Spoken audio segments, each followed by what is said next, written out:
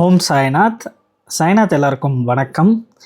இன்றைக்கி நம்ம வந்திருக்க இடம் எங்கே இருக்குதுன்னு பார்த்தீங்கன்னா, நம்ம ஒரு தத்தாத்திரேயருடைய கோவிலுக்கு வந்திருக்கோங்க. இந்த கோவில் சிவன், விஷ்ணு, பிரம்மா மும்மூர்த்திகளான தத்தாத்திரேயர்களுக்கு மூலவராக இருக்கிற கோவில். இந்த கோவில் எங்கே இருக்குன்னா, ஷீரடியிலேருந்து 42 கிலோமீட்டரில் இருக்குது. ஷீரடியிலேருந்து 42 கிலோமீட்டரில் ஜோர் அப்படின்ற ஒரு ஊர் இருக்குங்க. இந்த ஊர் சங்கம் நீர் அப்படின்ற ஊருக்கு பக்கத்தில் இருக்குது. சங்கம் நீர்லேருந்து ஒரு 10 கிலோமீட்டர், ஷீரடியிலேருந்து 42 கிலோமீட்டர். இந்த ஊரோட பேர் ஜோர். இந்த ஜோரில் பார்த்திங்கன்னா ஒரு தத்தாத்திரேயர் கோவில் இருக்குங்க. இந்த தத்தாத்திரேயர் கோவில் ரொம்ப ஒரு பிரசித்தி பெற்ற கோவில். நம்மளுடைய பாபா பக்தர்களுக்கு ரொம்ப ஒரு முக்கியமான ஆலயம். நம்மளுடைய பாபாவுக்கே பார்த்திங்கன்னா தனிப்பட்ட முறையில் அவருக்கு ஒரு பெரிய ரினானு பந்தம் இந்த ஊருக்கும் இந்த ஊரில் இருக்கிற இந்த தத்தாத்திரேயர் கோவிலுக்கும் அமைஞ்சிருக்குங்க. இந்த கோவிலுக்கு பக்கத்தில் பார்த்திங்கன்னா பிரவரா அப்படின்ற ஒரு நதி ஓடுது. அந்த நதி பார்த்திங்கன்னா ரொம்ப ஒரு புனிதமான நதி. நீங்கள் வந்தீங்கன்னா கண்டிப்பாக இந்த பிரவரா நதியில் உங்கள் கை காலை அலம்பிட்டு இந்த தத்தாத்திரேயர் கோவிலுக்கு வாங்க. நம்ம பாபாவுக்கு ரொம்ப விருப்பமான கோவில்னே நம்ம சொல்லலாம். ஏன்னா பாபா 60 வருஷம் ஷீரடியில் இருந்தார். 60 வருஷம் பல பிரம்மாண்ட அற்புதங்களை பல பக்தர்களுக்கு நிகழ்த்தினார். ஆனால் ஒரு கிராமத்துக்கே, ஒரு ஊரில் இருக்கிற கிராம மக்கள் அனைவருக்குமே நிகழ்த்தின ஒரே இடம் பார்த்திங்கன்னா இந்த இடம்தான். இந்த கோவில் ராணி அகல்யாபாய் ஹோல்கர் காலகட்டத்தில் கட்டப்பட்ட கோவில். அதுக்கடுத்து அந்த கோவிலுடைய ரெனோவேஷன் ஒர்க்கு எப்படி நடக்குது, இந்த கோவிலை பாபா என்ன பண்ணார் ஷீரடியில் இருந்து, அதை தான் இன்றைக்கி நம்ம பார்க்க போகிறோம். இந்த கோவில் நான் திரும்பவும் சொல்கிறேன், சங்கம் நீர்லேருந்து 10 கிலோமீட்டர், ஷீரடியிலேருந்து 42 கிலோமீட்டரில் இந்த ஊர் அமைஞ்சிருக்கு. இந்த ஊரோட பேர் ஜோருன்ற ஊரில் தத்தாத்திரேயர் கோவில் இருக்குது. இந்த தத்தாத்திரேயர் கோவில் பிரவரா அப்படின்ற நதிக்கரைக்கு ரொம்ப பக்கத்துலேயே இந்த கோவில் அமைஞ்சிருக்கு. இந்த கோவிலை அந்த காலத்தில் ராணி அகல்யாபாய் ஹோல்கர் கட்டினாங்க. ராணி அகல்யாபாய் ஹோல்கர் தான் இந்தியாவில் இருக்கிற ஜோதிலிங்கம், சிவபெருமானுடைய ஆலயங்கள் எல்லாத்தையுமே பாதுகாத்தவங்க ராணி அகல்யாபாய் ஹோல்கர். அவங்க இந்த கோவிலை கட்டி முடிக்கிறாங்க. அதுக்கடுத்து என்ன ஆகுதுன்னா, இந்த கோவிலோடைய ரெனோவேஷன் ஒர்க் நடக்குது. இந்த கோவிலோட ரெனோவேஷன் ஒர்க் நடக்கும்போது அப்போது இவங்களுக்கு போதுமான ஃபண்ட் இல்லைங்க, போதுமான அமௌண்ட் இல்லை. இந்த ஊர் மக்கள்கிட்ட போதுமான அமௌண்ட் இல்லை. அப்போ 1916 17 அந்த காலகட்டத்தில் 1916 to 1917 இந்த ஊரில் இருக்கிற கிராம மக்கள் எல்லாரும் ஒரு முடிவு எடுக்கிறாங்க. நம்ம இந்த கோவிலை கட்டணும், இந்த தத்தாத்திரேயர் கோவிலை கட்டணும். அதுக்கு போதுமான பணம் நம்மக்கிட்ட இல்லை, நம்மக்கிட்ட ஃபண்ட்ஸ் இல்லை. நம்ம ஷீரடிக்கு போவோம், ஷீரடியில் ஒரு பெரிய மகான் இருக்கார், அவரை போய் சந்திப்போம், அவர்கிட்ட போய் இந்த கோவில் கட்டுறதுக்கு நம்ம பணம் கேட்கலாம் அப்படின்னு சொல்லிட்டு இந்த கோவிலில் இருக்கிற, இந்த ஊரில் இருக்கிற இந்த ஜோர் தத்தாத்திரேயர் கோவில் சுற்றி இருக்கிற ஊர் மக்கள், இந்த கோவிலை கட்டிக்கிட்டு இருக்கிற அந்த முக்கியஸ்தர்கள், இவங்க எல்லாரும் சேர்ந்து ஷீரடிக்கு வராங்க. ஷீரடிக்கு பாபாவை துவாரகமாயில் பார்க்குறாங்க. துவாரகமாயில் பார்த்தோன்னே பாபாவுக்கிட்ட விஷயத்த சொல்கிறாங்க. பாபா, நாங்கள் ஜோர் தத்தாத்திரேயர் கோவிலேருந்து வந்திருக்கோம். எங்கள் ஊரில் இருக்கிற அந்த கோவிலுக்கு ஒரு முறையான பண வசதி இல்லாததுனால கோவில் பாதியில் நிற்கிது, உங்களோட உதவி வேணும் பாபா அப்படின்னோடனேவும் பாபா சொல்கிறாரு, நானே ஒரு ஃபக்கீர், என்கிட்ட பணம் கேட்குறீங்க, நான் எப்படி பணம் கொடுக்க முடியும் அப்படின்னு சொல்கிறாரு.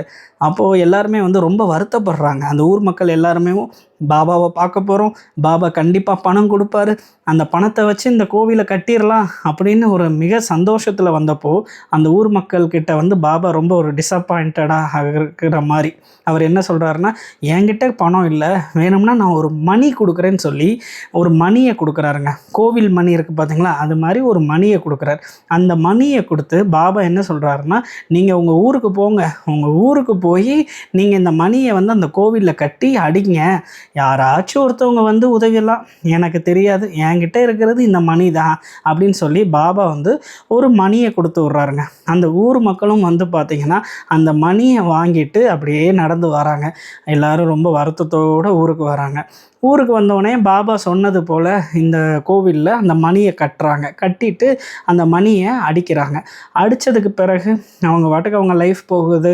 இந்த கோவிலை வந்து எப்படி புறணமைக்கணும், நமக்கு போதுமான பண வசதி இல்லையேன்னு சொல்லிட்டு யோசிச்சுக்கிட்டு இருக்கும்போது சரியாக பாபாவை பார்த்துட்டு வந்த 21 நாள், கரெக்டாக 21 நாள் கழித்து ஒரு பெரிய பணக்காரர், ஒரு பெரிய பிஸ்னஸ் மேன் பாம்பேயிலேருந்து வராரு.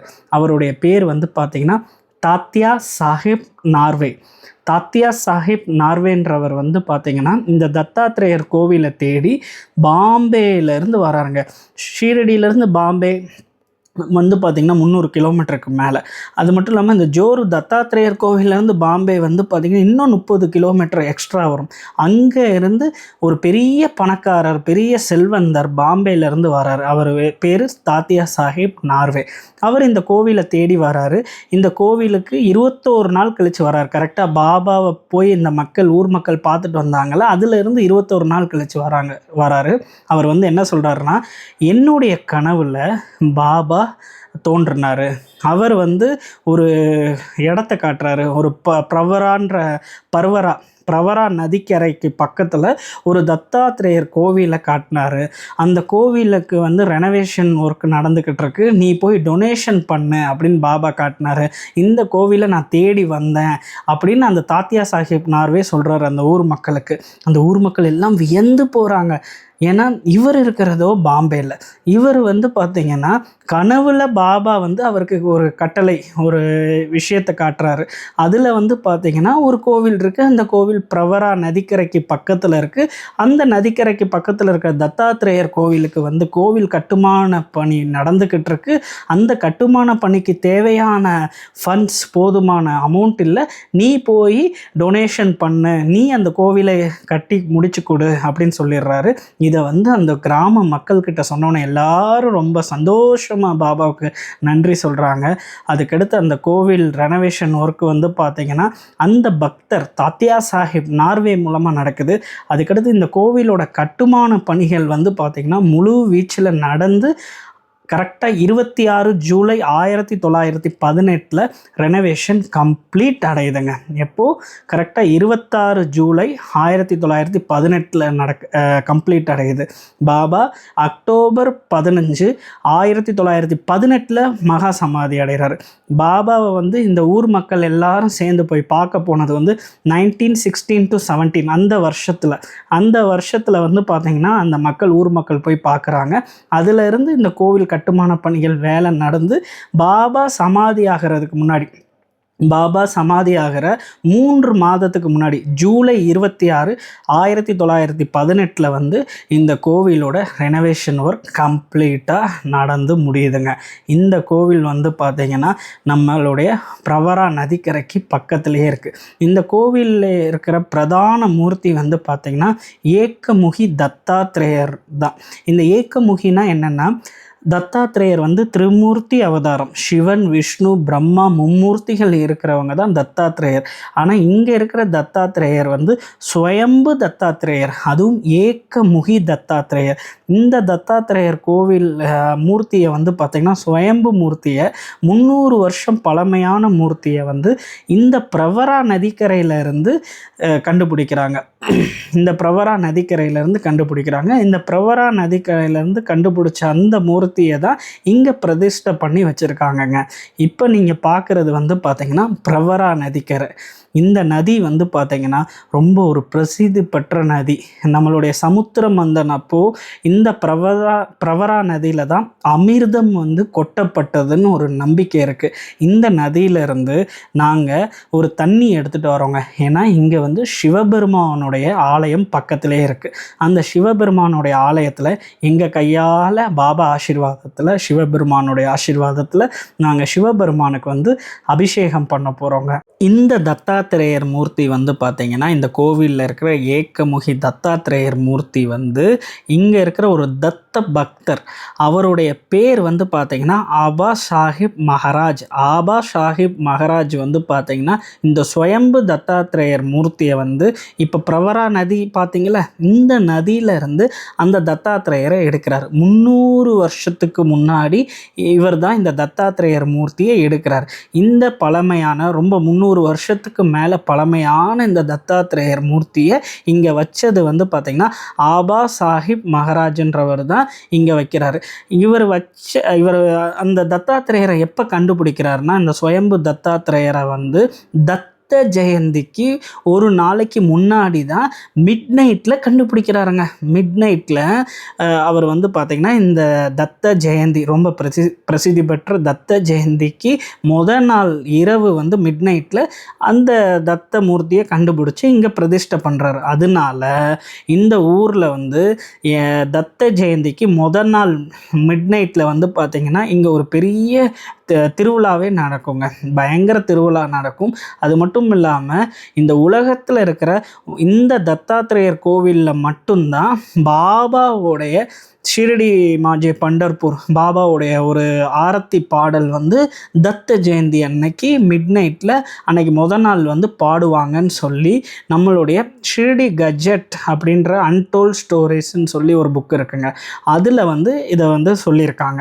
இந்த கோவில்லே வந்து பார்த்திங்கன்னா நம்மளுடைய நவநாதர்களான மச்சீந்திரநாத், கணீஃப்நாத், கோரக்ஷநாத் அவங்களுடைய திருவுருவ மூர்த்தியும் வச்சுருக்காங்க. அப்படியே அந்த திருவுருவ மூர்த்திக்கு ஆப்போசிட்டில் வந்து ஒரு சின்ன கோவில் இருக்குது. அந்த ஆலயத்தில் வந்து சிவபெருமான் இருக்கார். இந்த சிவபெருமானுக்கு நாங்கள் அபிஷேகம் பண்ணுறோம். உள்ளே வந்து பார்த்திங்கன்னா ரொம்ப பழமையான விநாயகருடைய மூர்த்தி இருக்குங்க. நீங்கள் கோவிலுக்குள்ளே இந்த வீடியோவில் நீங்கள் பார்த்துருக்கலாம்.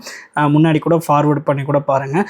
பழமையான ஒரு விநாயகர் மூர்த்தி இருக்குது. இந்த சிவபெருமானுக்கு நம்ம கையாலேயே அபிஷேகம் பண்ணுறோம்.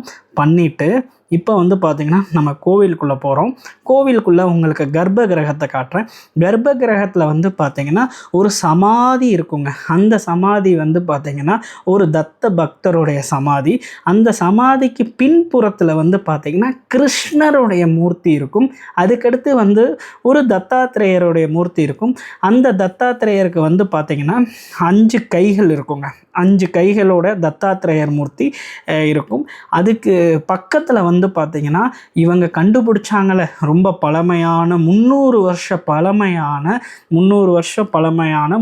வருஷத்துக்கு முன்னாடி கண்டுபிடிச்ச அந்த தத்த மூர்த்தியும் இங்கே வச்சுருக்காங்க.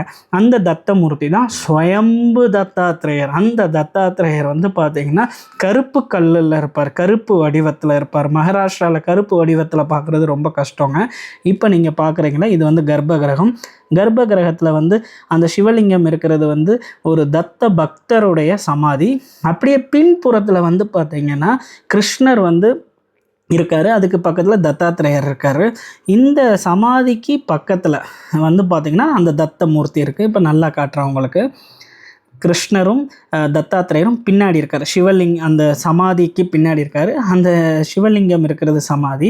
அந்த ஓரத்தில் இருக்கிறவர் தான் தத்தாத்ரேயர், சிங்கிள் ஃபேஸ் தத்தாத்ரேயரை கண்டுபிடிச்சிருக்காங்கங்க இந்த பிரவரா நதியில்.